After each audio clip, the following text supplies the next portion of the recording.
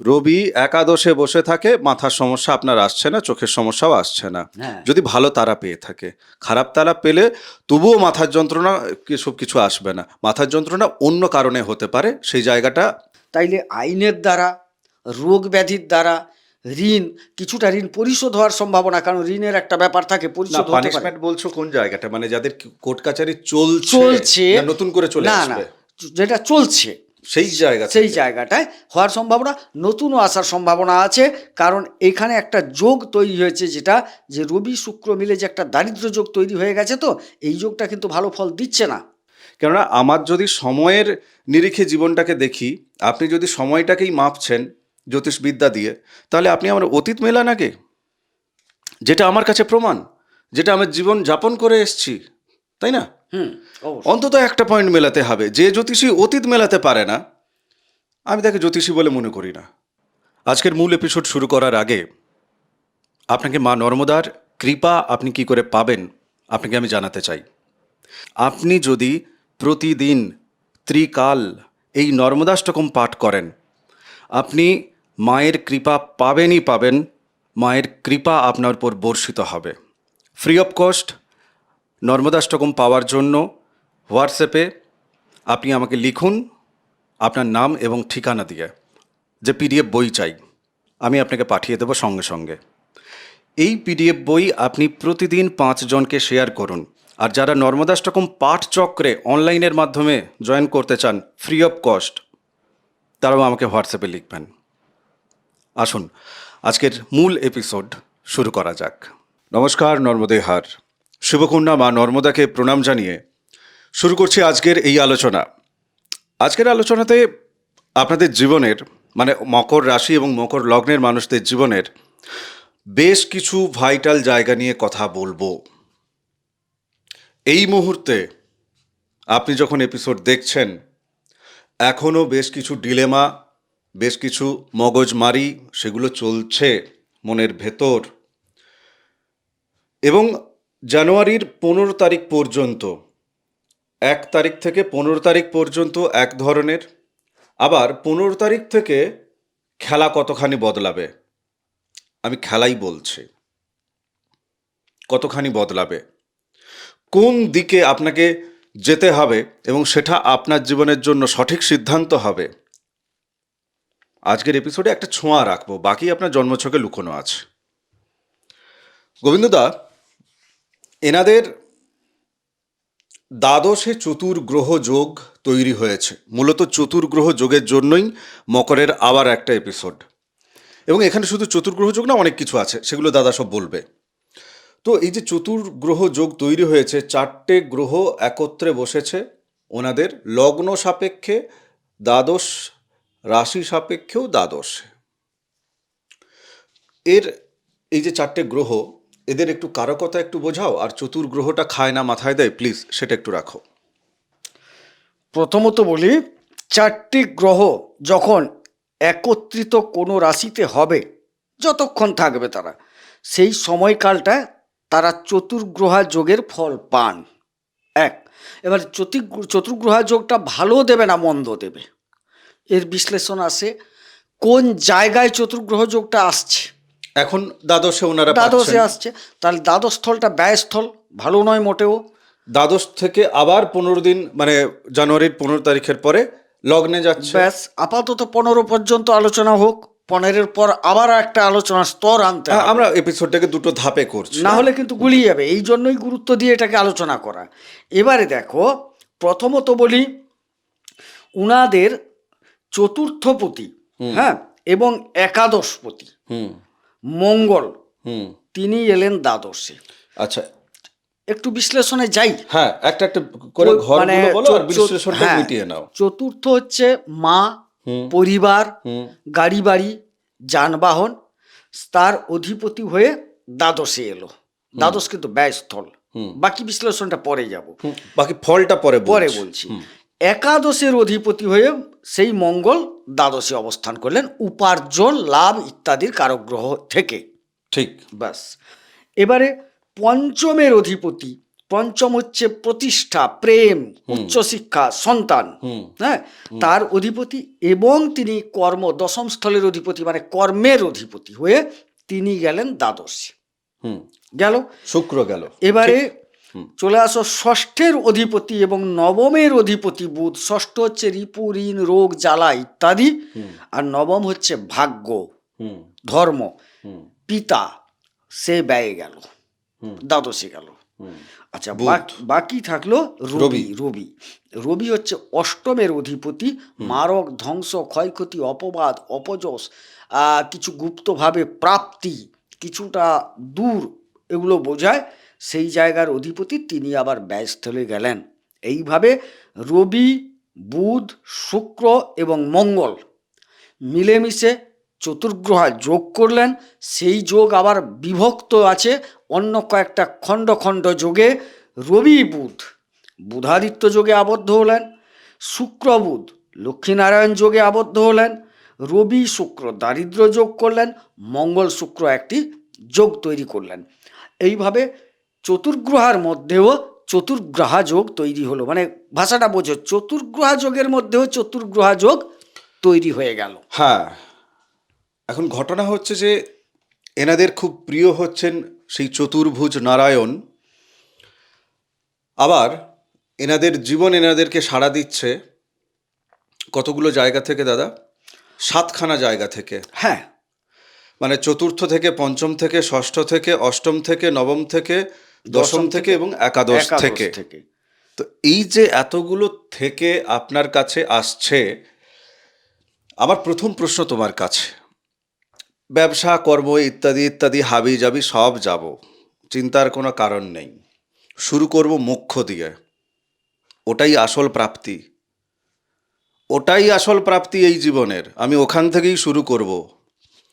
মোক্ষ প্রাপ্তি বা আধ্যাত্মিক পথে গুরু প্রাপ্তি, আধ্যাত্মিক উন্নতির ক্ষেত্রটা জাস্ট আমাকে একটু ক্লিয়ার করো। হ্যাঁ, অষ্টমপতি দ্বাদশে, নবমপতি দ্বাদশে, পঞ্চমপতিও দ্বাদশে। হচ্ছে এটা কি? এবারে নবম হচ্ছে ধর্মীয় স্থল। আচ্ছা, অষ্টম থেকে কিছু গুপ্ত স্তর দুটো আছে। একটা হচ্ছে ধরো গুপ্তবিদ্যা, গুপ্তভাবে কিছু আধ্যাত্মিকতার শরণ নেওয়া, আর প্রকাশ্যে একটা শরণ নেওয়া। দুটো ক্ষেত্রই এর ক্ষেত্রে বিদ্যমান। দুদিকেই এরা এগাবেন দ্বাদশে যখন বসছে। চাই আপনি টর্চ জ্বেলে যান আর টর্চ বন্ধ করে যান, আপনি এগোচ্ছেন। ধর্মের পথে যেতে হবেই, দ্বাদশে বসে গেছে যেহেতু। বেশ। দ্বাদশে কেন, পরবর্তী ক্ষেত্রেও তিনি ধর্মীয় মনোভাব রাখবেন আরও। এখন কিন্তু আধ্যাত্মিকতার উৎপন্নটা তার মনের মধ্যে প্রচুর পরিমাণে টানছে তাকে। হ্যাঁ, এই সময় যাচ্ছে। অতএব আধ্যাত্মিকতায় যান। আমি মনে করি যদি ঠিকঠাকভাবে উপাসনায় থাকেন, নিমজ্জিত থাকেন, ভালো ফলপ্রাপ্তির সম্ভাবনা। বেশ। এই আধ্যাত্মিকতার জায়গায় গুরু প্রাপ্তি তোমাকে বলেছি, তুমি ছেড়ে গেলে। হ্যাঁ, গুরু প্রাপ্তির ক্ষেত্রে মানে উনি যে গুরু প্রাপ্ত করবেন এই সময়কালের মধ্যে, সেই গুরু তিনি আসলে গুরু, মানে তিনি সত্যিকারের সাধু নাকি সাজা সাধু? না, এই সময়কালটায় শোনো, এই ব্যাপারটা হচ্ছে কি জানো, আগে লগ্নপতিটাকে দেখতে হবে। দ্বাদশে দুটি গ্রহের পূর্ণ দৃষ্টি আছে, ভুল পথে যেতে দেবে না। কারণ বলছি, বৃহস্পতি তার ঘরের ওপর পূর্ণ দৃষ্টি রেখেছে, আর লগ্নপতি বা রাশিপতি শনি তিনি তার দশম দৃষ্টি রেখেছেন। কথাটা বুঝলে? ভুল পথে যেতে দেবে না। মানে হয়তো চুজ করার ক্ষেত্রে তারা স্টেপ টু স্টেপ হাঁটবেন, কিন্তু চুজটা ঠিক জায়গায় তারা পৌঁছবেন। এই কারণে বললাম, এখানে যদি বৃহস্পতি আর শনির দৃষ্টি না থাকতো তো তাইলে আমি বলতাম ভুলভাল জায়গায় চলে যাবেন। দুজন পাহারাদার বসে আছে এই দ্বাদশকে তাকিয়ে। দ্বাদশে শনির কত দৃষ্টি পড়েছে? দশম দৃষ্টি পড়েছে। হ্যাঁ, এটা পূর্ণ দৃষ্টি কিন্তু। আচ্ছা। দশম দৃষ্টিটা পূর্ণ দৃষ্টি। আর বৃহস্পতির সপ্তম দৃষ্টি সেটাও পূর্ণ দৃষ্টি, মানে পুরো তাকানো যেটাকে বলে। আত্মা তিনি কিন্তু এই মুহূর্তে তিনি বাছাই করে নেবেন। হ্যাঁ। আচ্ছা, এনার বুধের জায়গাটা একটু বলো তো। বুধ নবম এবং ষষ্ঠের অধিপতি। হ্যাঁ, নবম এবং ষষ্ঠের অধিপতি। ওনাকে কি দিচ্ছে? আচ্ছা, এখন দেখো, ষষ্ঠাধিপতি দ্বাদশে গেছে। কিছু যদি আইনি লিটিগেশন থাকে না ওনাদের, সেখান থেকে কিন্তু একটা পানিশমেন্ট যোগ। আচ্ছা। আচ্ছা, এবং ভাগ্যহানিও ঘটছে, ভাগ্যের অধিপতি দ্বাদশে। হুম। তাইলে আইনের দ্বারা, রোগ ব্যাধির দ্বারা, ঋণ, কিছুটা ঋণ পরিশোধ হওয়ার সম্ভাবনা, কারণ ঋণের একটা ব্যাপার থাকে, না, পরিশোধ হতে পারে। পানিশমেন্ট বলছো কোন জায়গাটা, মানে যাদের কোর্ট কাচারি চলছে চলছে, না নতুন করে চলে না না, আসবে যেটা চলছে সেই জায়গা সেই থেকে? জায়গাটায় হওয়ার সম্ভাবনা, নতুনও আসার সম্ভাবনা আছে। কারণ এখানে একটা যোগ তৈরি হয়েছে, যেটা যে রবি শুক্র মিলে যে একটা দারিদ্র্য যোগ তৈরি হয়ে গেছে, তো এই যোগটা কিন্তু ভালো ফল দিচ্ছে না এখানে। যদিও রবি ব্যক্তিগতভাবে তিনি অষ্টম থেকে দ্বাদশে গেছেন, এটা ঠিক কথা, কিন্তু কিছু একা যাওয়া, গিয়ে দেখা গেল আমি চিনিটা রাখলাম গ্লাসে, সঙ্গে সঙ্গে একটু জল ঢেলে দিলাম, নট চিনি সেটা, তখন সেটা কিন্তু একটা মানে চিনি আর জলের শরবতের মিশ্রণ জায়গায় তৈরি হয়ে যাচ্ছে গেল, আর মানে কি ফলটা জায়গাটা। আলাদা তৈরি হয়ে গেল। এখন শরবত আছে। হ্যাঁ, যাই হোক, এখন হ্যাঁ। একটা বিরাট ককটেল চলছে এখানে, বিভিন্ন রকম পদার্থ বাবা, মিশিয়ে। হ্যাঁ, জ্যোতিষী দেখছেন, হ্যাঁ। শরবত বুঝছেন না ককটেল বুঝছেন। এখানে তৈরি হয়ে গেছে বিভিন্ন জায়গা থেকে বিভিন্ন মিশ্রণ দিয়ে। আচ্ছা, রবি কি দিচ্ছে? আচ্ছা, রবি অষ্টম থেকে দিচ্ছে, ওই যে বললাম গুপ্ত কিছু জিনিস, গুপ্ত কিছু জিনিস ব্যয়ও হবে, আবার গুপ্ত কিছু ভাব উদয় হবে। বেশ। অপবাদ, ধ্বংস, ক্ষয়ক্ষতি এইগুলো নিয়ে যাচ্ছে, এগুলো কিছু কিন্তু মুছে যাওয়ারও কথা। কারণ মানে দুস্থান থেকে যখন কোনো গ্রহ দুস্থানে যায় না, তার কিছুটা মাইনাসে মাইনাসে প্লাস হয়ে যায়। মানে অপবাদ বা যে হ্যাঁ, বদনাম বা ওনার প্রতি মানুষের যে ভুল বোঝা ছিল, সেটা কিন্তু অনেকটা প্রশমিত হবে, অক্লেশে অহেতুকভাবে সেগুলো তাদের মাথার ভেতর থেকে সরে গেল। সরে গেল। আপনাকে কিছু করতে হচ্ছে না সেক্ষেত্রে, তার জন্য আপনাকে প্রতিবিধান প্রতিকার কিচ্ছু করতে হচ্ছে না, বা কোনো কর্ম করার চেষ্টাও করতে হচ্ছে না। মানে দেওয়ালে যা নাম লিখেছিল সে নিজেই এসে আবার মুছে দিল, আপনাকে গিয়ে রাতের অন্ধকারে সাদা পেন্ট করে দিয়ে আসতে এর হচ্ছে না। আর একটা গুপ্ত কারণ আছে, কারণটাও বলিনি। এই যে রবি দ্বাদশে গিয়ে বসলেন, তো হ্যাঁ, রবি দ্বাদশে গিয়ে যে আধ্যাত্মিক একটা উন্মেষ ঘটবে না, সেই এই ক্লেশগুলোকে হটিয়ে দেবে, দূর করে দেবে। দেখো, আধ্যাত্মিক উন্মেষ এমন একটা জিনিস, জাগতিক অনেক কিছুকে সে উপেক্ষিত করে ফেলে। কেন করে? এটা তার কারক, যা আমি যখন ঈশ্বরের চরণে ভরসা করে দেবো না, কি ঘটবে না ঘটবে সেদিকে ততটা নয়, আমি তারই উপর সব ছেড়ে দিচ্ছি, সমর্পণ করে দিচ্ছি। তুমি যেটা করো সেটাই ঠিক, তুমি যেটা ভাবো সেটাই ঠিক, তুমি যেটা চাইবে সেটাই হবে। এই উত্তরটা যদি না আসতো, চালাকি উত্তর আসতো, আই এম সরি, আমি প্রচণ্ড ফাঁদ পেতেছিলাম তোমার জন্য এটা, যদিও তোমার মুখ থেকেও চালাকি উত্তর আসে না। না, আমি ঠিক আছে, সব ভাই করতে পারিও না, করিও না। এটা চালাকি এই চ্যানেলটা মা নর্মদার, এই জন্মছকের বাইরে বেরোতে হবে প্রত্যেককে। ও শুধু মকর বলে না, মকর, কুম্ভ, মীন, হেনা তেনা 12টা রাশি লগ্ন, এর উপরে উঠতে হবে। ওঠা যায় কি করে? সমর্পণ করে। সমর্পণ আমরা করতে পারি না, উনিই সমর্পণ করাবেন। কিভাবে? একটা কথা, আপনার যে দেবদেবীকে ভালো লাগে তাকে বলুন আমাকে সমর্পিত করাও। আমি এসব জ্যোতিষের প্রোগ্রাম যেন আমাকে দেখতে না হয়, আমিই বলছি, হ্যাঁ, সজ্ঞানে বলছি। জ্যোতিষের রেমেডি টেমেডি নিতে না হয়, হতে হতে হতে হতে হবে একটা সময় রেমেডি আপনি নিজে, আর আপনার ওই যে ইষ্টনাম, ওটাই রেমেডি। দুঃখ আসবে না? আসবে, কিন্তু আপনি তাকাবেন কোথায়? আপনার ইষ্টের প্রতি। জাগতিক সুখ নেই, কে বলেছে নেই? অনেকের মাথার ভেতর ঢুকে আছে অর্থ অনর্থের কারণ। তো মা লক্ষ্মীর কাছে অর্থ গেছে, মা লক্ষ্মী নারায়ণজিকে ছেড়ে পালিয়ে গেছে নাকি? আজকাল উৎপাত চলছে অন্য লেভেলে, কি পুরুষ কি মহিলা, কনসেপ্ট বদলাচ্ছে। আর 2026-এ কনসেপ্ট বদলে দেব, বুদ্ধি থেকে বোধের পথে নিয়ে যাব, বুদ্ধি থেকে বোধের পথে নিয়ে যাব। আমি চাই না যে আপনারা মূর্খ থাকুন। নেক্সট একটা জায়গা চলো, 15 তারিখের পরের খেলা, লগ্নে চলে গেছো, এই 4টে রাশি চলে গেছে ওখানে, সরি 4টে গ্রহ চলে গেছে লগ্নে, ঠিক আছে দাদা? লগ্নে যাওয়ার পরে ঠিক সমীকরণটা কি কি বদলাচ্ছে? ফল শুধু যাই, হ্যাঁ, একটা ফল কথা যাই হচ্ছে শুধু। পরিবার অনুগত হবে কিছুটা। যদি একটা কথা প্রথমেই বলে রাখা ভালো, না হলে শুধু ফল বলে গেলে, আমি বলে গেলাম মিললো না। আমি যে গ্রহগুলো বললাম, এই গ্রহগুলোর অবস্থান যদি কুণ্ডলিতে ভালো থাকে, ভালো ফলটা বলবো। আমি প্রথম ভালো বলে যাচ্ছি, খারাপ বলছি। খারাপটা ঘটবে, খারাপ থাকলে ভালো থাকবে, ভালো ঘটবে। হ্যাঁ, সেটা অবশ্যই, সেটা অবশ্যই। ঘর বাড়ি হওয়ার সম্ভাবনা, গাড়ি বাড়ি ইত্যাদি যোগ আছে। মায়ের সাথে যদি সম্পর্ক দূরত্ব থাকে, সেই সম্পর্ক ভালো হবে। মার কাছে একটা যাতায়াতের সম্ভাবনা, যারা দূরে থাকে সেটা একটা সম্ভাবনা তৈরি হবে, বা মা আসতে পারেন, এরকম একটা ব্যাপার। উপার্জন কিছুটা আসবে ওনাদের ক্ষেত্রে। কর্মক্ষেত্রে একটু কর্মপ্রাপ্তির সম্ভাবনাও দেখা যাচ্ছে কিঞ্চিত। হ্যাঁ, যদিও কর্মে যারা আছেন তাদের কিঞ্চিত অগ্রসর বা প্রতিষ্ঠা বা লাভ যে কোনোভাবে সেটার একটা যোগ দেখা যাচ্ছে। বুদ্ধি কিছুটা বৃদ্ধি পাবে, ভাগ্যের কিছুটা সহায়তা পাবেন, সাথে কিন্তু বেশ কিছুটা রোগ ব্যাধি ঋণ আসার সম্ভাবনাও দেখতে পাওয়া যাচ্ছে, আইনে জড়ানোর সম্ভাবনা দেখা যাচ্ছে 15-র পর।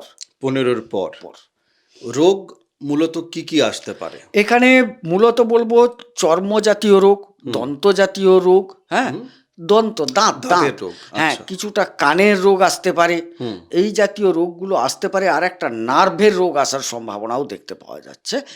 এবারে তার কুণ্ডলী, এটা হচ্ছে গোচরের ভিত্তিতে আমি যেটুকু বললাম সেটুকু দেখতে পাচ্ছি আমি আপাতত, এটুকু বলতে পারি। হ্যাঁ, এই রোগগুলোর প্রাবল্য একটা দেখতে পাওয়া যাচ্ছে। আর একটা মাথার যন্ত্রণা বা চোখের কিছু দৃষ্টি কমে যাওয়া, চোখের ব্যথা, এই জাতীয় কিছু সম্ভাবনা প্রবল দেখতে পাচ্ছি। এই যে দাঁতের বা মাথার বা নার্ভের বা চোখের, সেখানে রবি এবং বুধের ফাংশনটা ওনাদেরকে একটু বলে দাও। মানে ধরো ওনাদের যদি বুধটা যদি কোথায় বসে থাকলে তাদের এটা আসবে, ঠিক আছে? যদিও এতটা প্রেডিকশন অনেক ক্ষেত্রে নাও মিলতে পারে, কেননা তারা নবতারা ইত্যাদি ইত্যাদি আছে। আমি একটু জোর দিচ্ছি, আপনারা বাকি দেখিয়ে নেবেন যাদের ধরুন সিমটম চালু হয়ে গেছে।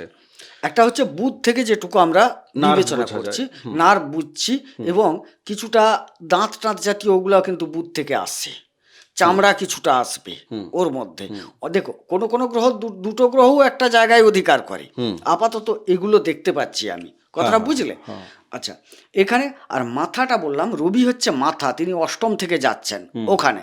এবারে মাথা আর চোখ, হ্যাঁ, এই দুটোকে ভাবতে বলছি এই কারণে। মাথা, যাদের জন্মছকে রবি হ্যাঁ ভালো পজিশনে আছেন, হ্যাঁ, তিনি একাদশে বসে আছেন, ওনার জন্মছকে রবি, তাহলে সেক্ষেত্রে তার মাথার যন্ত্রণা কি আসছে? চোখের সমস্যা কি আসছে? অষ্টমপতি একাদশে বসলে মাথা যন্ত্রণা আসবে না, কারণ সেটা একাদশ স্থলটা শরীর নয় মূলত। হ্যাঁ, যদি কালপুরুষ চক্র বিভাজনে দেখা যায় তখন সেটাকে শরীরের অঙ্গের মধ্যে একটা পাওয়া যায়, তবে সেটা কিন্তু তখন আর মাথা আসছে না। দ্বাদশ যদি একদম পা হয়ে যায়, একাদশটা হাঁটুর কাছাকাছি আসছে, আর তার উপর রবির কোনো কারকতা সেরকম নেই। আচ্ছা, বোঝা গেল? এক কথায় সরল উত্তর, হ্যাঁ, বলছি মাথার কোনো সমস্যা আসার সম্ভাবনা নেই। যার আপনার জন্মছকে যদি রবি একাদশে বসে থাকে, মাথার সমস্যা আপনার আসছে না, চোখের সমস্যাও আসছে না, যদি ভালো তারা পেয়ে থাকে। খারাপ তারা পেলে তবুও মাথার যন্ত্রণা সব কিছু আসবে না। মাথার যন্ত্রণা অন্য কারণে হতে পারে, সেই জায়গাটা আমরা এখান থেকে বলছি না। আমি প্রশ্ন করতে পারি, কিন্তু গোবিন্দদার এইভাবে দেখে এখান থেকে পুরোটা মেলানো সম্ভব না, একদম। আমি তবু প্রেসার করছি। আচ্ছা, নার্ভের জায়গা, ধরো কারোর বুধ দেখা গেছে যে নবমে বসে আছে দগ্ধ অবস্থায়, তাহলে তার নার্ভের সমস্যা আসছে তাহলে নাকি? না, নবমে বসলে আসবে না, আমি ষষ্ঠ থেকে যেহেতু এখানে গেছে বলে বললাম। হ্যাঁ, মানে যার ষষ্ঠে আছে তার কিন্তু নার্ভের আসছে, আপনি যদি ঠেকাতে চান যোগাযোগ করে নেবেন। সেটা আবার দেখো একটা জিনিস, ষষ্ঠ থেকে গিয়ে বসলো, কথাটা খুব বুঝবে ব্যাপারটা। এবারে নার্ভ শুধু বুধের উপর নির্ভর করে না, শনিও এর কারক গ্রহ। আচ্ছা, শনিও কারক গ্রহ, শনিও আবার হাড়ের কারক গ্রহ। শনি তো এখন আপনার তৃতীয় বসে আছে, তৃতীয় আছে গোচরে। কথাটা হচ্ছে এইরকম যে শুধু একটা গ্রহকে দেখে বিন্যাস করে দিলে হবে না। দেখা গেল মোটামুটি ভালো জায়গায় আছে, শনি খারাপ জায়গায় চলে গেছেন, বলে আপনি তো নার্ভের রোগ আসবে না বলছিলেন, তাই হলো কেন? কথাটা বোঝা গেল। এবার দেখা গেল শনি খারাপ আছেন, মানে এর জন্য কি হয় ভাই, একটু না কুণ্ডলিটাকে দেখলে সুবিধা হয়। একটা প্রেডিকশন কুণ্ডলী ব্যতীত হয় না। আমরা একটা কি করি বলো তো, আবহাওয়া দপ্তর জানো? ওই আবহাওয়া দপ্তর, এটা একটা আবহাওয়া দপ্তর, পূর্বাভাস। হ্যাঁ, যে আজকে মোটামুটি এই বিকেল 3টের সময় একটা ঝড় বৃষ্টি হওয়ার সম্ভাবনা এই এরিয়ায় বলা হলো, তো দেখা যাবে ঠিক তোমার থেকে 2 কিলোমিটার দূরে কিন্তু বা 5 কিলোমিটার দূরে হয়ে গেছে, এখানে কিন্তু ততটা এলো না, শুধু একটা হাওয়া, ঠান্ডা দমকা হাওয়া পেলে। কিন্তু যেখানে হোক হলো, অর্থাৎ অঙ্কটা যেখানে মিলে গেল, সেই ঝড় বৃষ্টিটা পেলো, শিলাবৃষ্টিটা পেলো, আর বাকি তুমি একটা বাতাস পেলে ঠান্ডা। বোঝা গেল? তাহলে এবারে তোমার পারফেক্ট জায়গাটা হতে হবে, তবে ভালো পাবে। খারাপটা খারাপই পাবে। হ্যাঁ, মানে আমি এই জায়গাটাতে বলছি যে এপিসোডের জায়গাটা হচ্ছে আপনার ওই দূরে বসে ঠান্ডা বাতাস পাওয়ার জায়গাটা। আর আপনার জন্মছক দেখে যদি বলা হয় সেখানে ঝড় বৃষ্টি কখন হবে কি হবে সেটা আর পূর্বাভাস না। না, সেটা পূর্বাভাস নয়। আমি এখানে একটা জিনিস ক্লিয়ার করে দিই, মানে ধরো ভবিষ্যতের কথা যদি বলা হয় বা বর্তমানে ঘটিত বর্তমানের কথা যদি বলা হয় যে হ্যাঁ আপনার জীবনে আসছে ফেব্রুয়ারি মাসে আপনি 4 পিস মিষ্টি খাবেন, আমি ঠিক মানতে পারি না। আমার মনে হয় যে ভাই অক্টোবরে আমি মিষ্টি আদৌ খেয়েছিলাম কি না আর খেলে কত পিস খেয়েছি অন্তত একটা ঘটনা বলুন।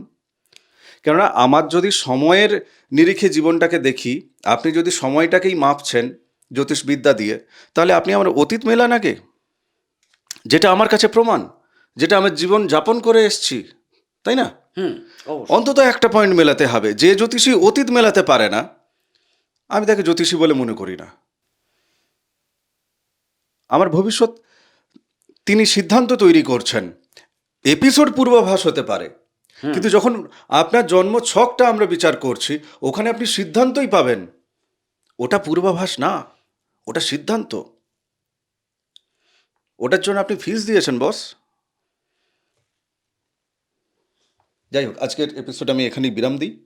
যাদের মনে হবে হোয়াটসঅ্যাপ নাম্বার আছে, গোবিন্দবাবুর সাথে কথা বলতে চাই, গোপালবাবু নয়, গোপাল ওনার দাদার নাম, বদমাস লোকজন সব, শুধু নাম ভুল শোনে। গোবিন্দবাবু, গোবিন্দবাবুর সাথে কথা বলতে চাই, হোয়াটসঅ্যাপে লিখে পাঠিয়ে দেবেন। ফিজ অবশ্যই লাগবে।